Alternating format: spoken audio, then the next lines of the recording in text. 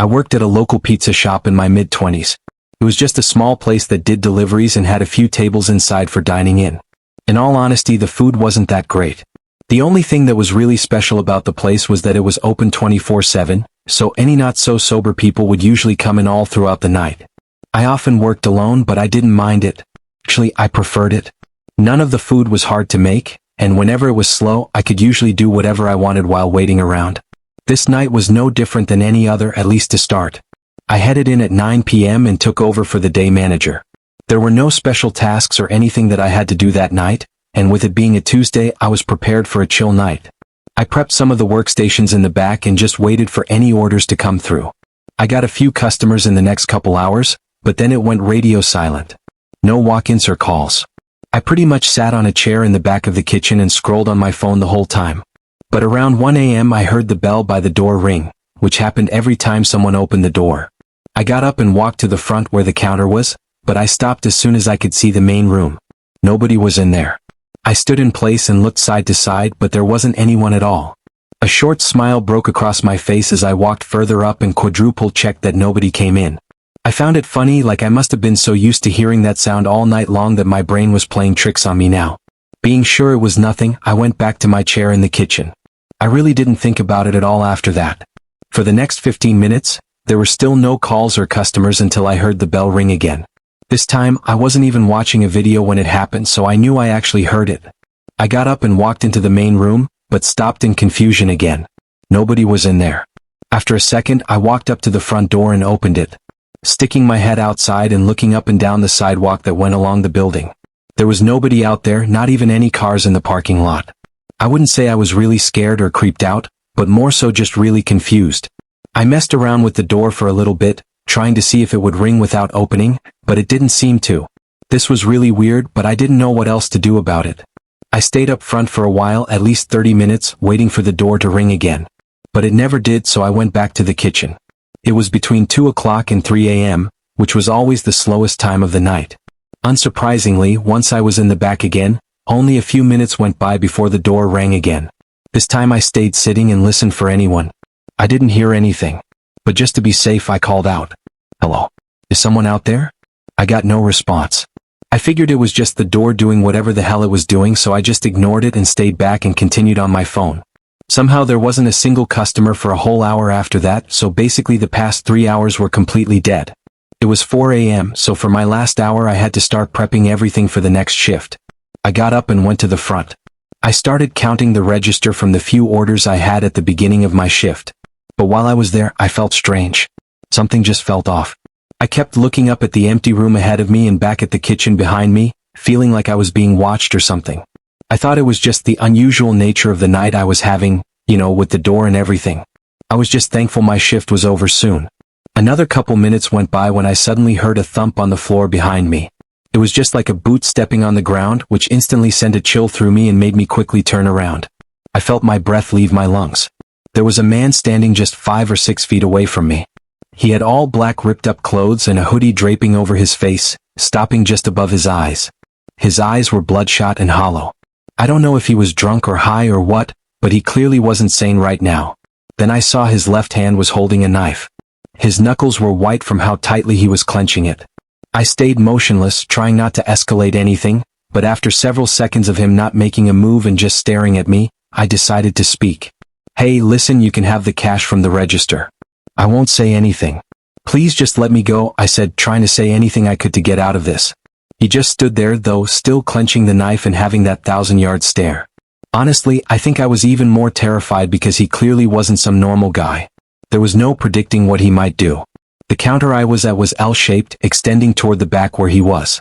So to run away, I'd actually have to run a couple feet toward him and around the counter, then back toward the front door. With him only being 5 feet from me, he could easily grab me or attack me if I tried. So I did the next best option. I basically dove over top the counter. It wasn't pretty, but I guess it kind of worked. I slammed into the ground and got up. The guy was already sprinting at me with a face of uncontrollable bloodlust and rage. I ran out the door and only got a few seconds away before I heard him get out the door as well. He was too close for me to even try getting inside my car, which was behind the building. I just kept running, making it to the road and hoping a car might drive by and help. But at some point he stopped chasing. I don't know when because I was so focused on sprinting and not looking back. I called the cops and waited at the road for them to get here. It took about 5 minutes. The guy was gone, but I guess after chasing me he went back inside the shop and just demolished the place. Everything was trashed and he left out the back door, where he then scraped his knife all over the side of my car. It's likely he was watching me inside the shop through the windows from a distance and using the door as a distraction, hoping to slip in without being noticed. Admittedly, it worked perfectly, which makes me feel pretty dumb. It's also pretty creepy, knowing that there was about an hour gap between the last time the door rang and when I saw him. So he was probably hiding inside the shop that whole time. It's really strange though because I really had no idea who he was.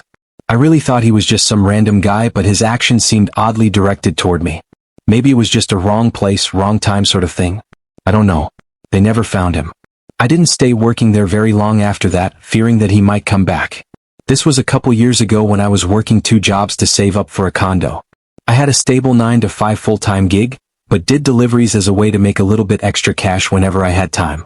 Actually, I found myself doing sometimes 30 hours a week just doing deliveries every day after work. This night, I started after getting dinner at 6:30. It was a pretty good night, to be honest. I was getting a lot of good orders with good tips, so really I should have just taken the rest of the night off and given myself a break. But I was greedy. I kept working, hoping to continue getting well-paying orders. By the time it was 11, it had slowed down a lot, and the last few orders I'd done were just average. I really wanted to end on a good one though, so I kept driving around until one came up that was decent. Finally, when one did, I quickly accepted it. Almost $20 for a delivery 15 minutes away. Who wouldn't take that? Once I got the food, I started heading to the address. The roads were of course very quiet and empty at this time of night, so the drive there was smooth. However, it took me toward a wooded section of town that I wasn't even aware had houses in it. I made sure I was on the right route several times though, just to be sure I was going the right way. When I got to the final turn, it was on a well-maintained gravel RD, going into the forest. I drove a little ways down until there was a gate. It was one of those small ones, basically just 2 pillars on either side of the path with a chain running between them. The chain on these wasn't up though, so I drove through.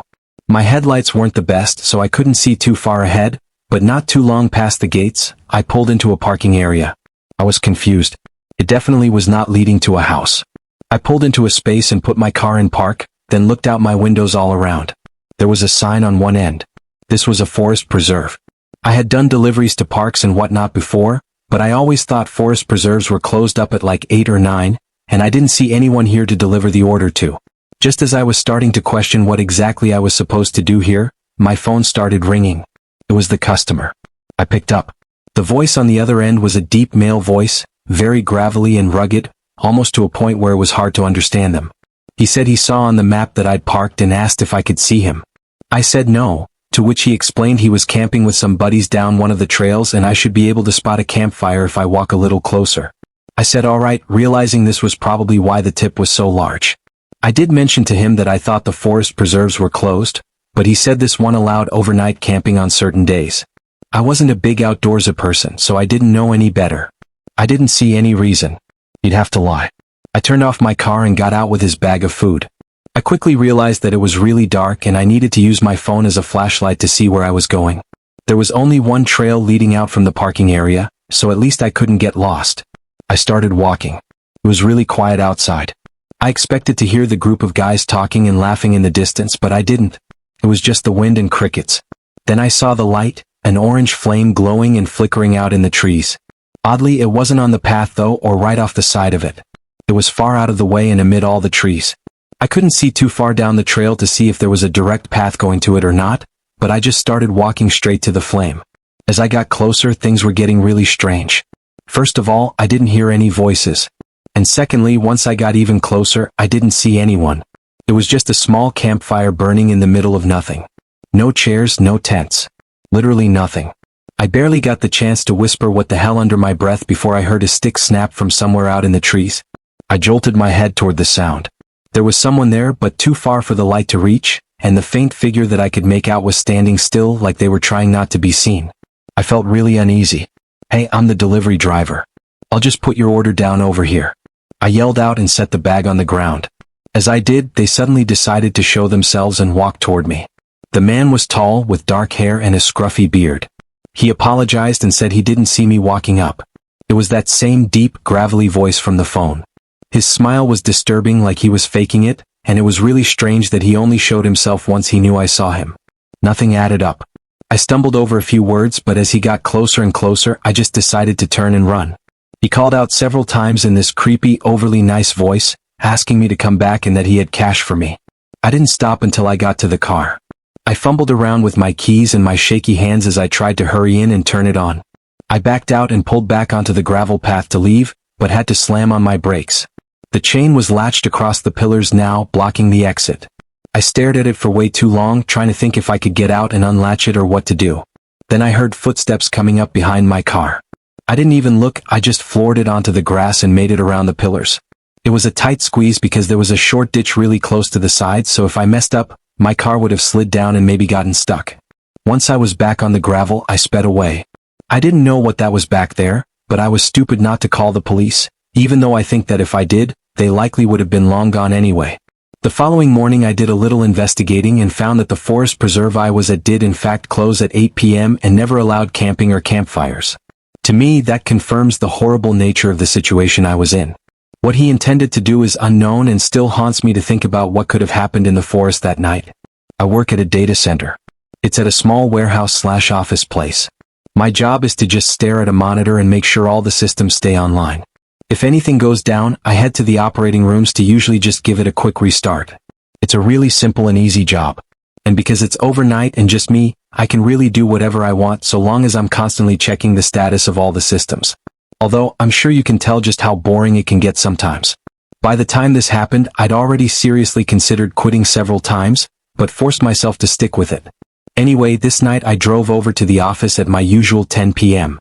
The building was at the end of a long road and backed up to trees, so there were never any cars or people in the area. I parked and headed up to the office. This week I had a show on Netflix that I'd been binging for my entire shifts, so after giving the computers a few checks, I immediately set up my laptop and started watching my show. For reference, there's usually no trips in any of the systems during my shift. Since it's overnight, there's less of a load on everything, so it's less likely anything will happen. I'd say maybe twice a week there would be an outage and it'd only be a single system that I can quickly just restart and get working again. I think I got through just about 2 episodes of my show, so it was about 2 hours in when I saw a notification pop up on the monitor. One of the systems lost connection. I paused the show and got up. I walked downstairs and through multiple corridors until I got to the huge storage room that was the main hub of the data center. There were massive rows of shelves all throughout the room. The notification I got had a row and section number. I walked down the aisle and over to the correct section. It happened to be the very last row in the section on the far corner, and strangely, it was really obvious why it was down. The main power cable wasn't plugged in. It was laying on the ground like it had been pulled on or fallen out somehow. I really didn't know how that was possible. In all my years of having the job, I'd never seen a heavy-duty cable randomly fall out like that. It just doesn't happen. Regardless though of however it happened, I plugged it back in and booted up the system. Everything came back online and seemed to be working properly. The obvious and really only answer to fall back on was that it did somehow just wiggle out of the sockets. Maybe over time it slowly shook out and it just so happened to fall out tonight. I did a quick walkthrough of the rest of the aisles, checking for anything else while I was down there. Then I started heading back through all the corridors and back to the office. As I was in one of the corridors, I heard an unfamiliar sound. It was almost like a heavy door thumping closed in a doorway. It was a little creepy sounding, especially with there being no other sounds in the entire building. Unfortunately, I didn't really know the rest of the layout of the warehouse, so if it actually was a door, I had no way of knowing which door or where at. And although it sounded like a door, it very well could have been anything else. This was a massive warehouse and often the metal pipes would bend and creak in the walls or make similar thump sounds. It was just that exact sound I hadn't heard before. I made my way back to the room and sat down. I double-checked the systems again, then continued my show. Only a few minutes passed by, and I'd barely even gotten through one scene before I heard what sounded like a couple of fast-paced footsteps scurrying through the corridor next to me. It gave me a quick jump scare, but I got up and opened the door looking down the hallway. There was nothing there, just an empty corridor with a door on the far end, but it sounded like it was just outside of the office I was in.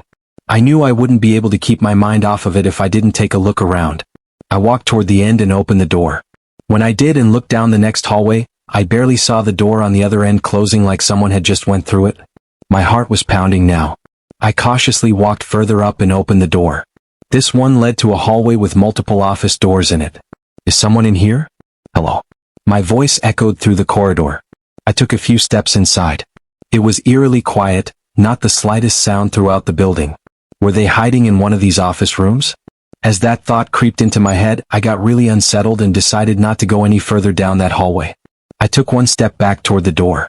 But just when I did, one of the office doors next to me swung open. I only caught a glimpse of a man running out of the unlit room before I turned and booked it out of there. I could hear his footsteps echo behind me as I made it to the next corridor and into the staircase. I didn't want to risk getting trapped, so I took the fire exit door and just ran out into the parking lot. Once I got closer to my car, I started calling the police. Whoever was in there didn't chase me out the same exit though. The cops made it pretty quick and did an extensive search of the entire building, which took nearly half an hour.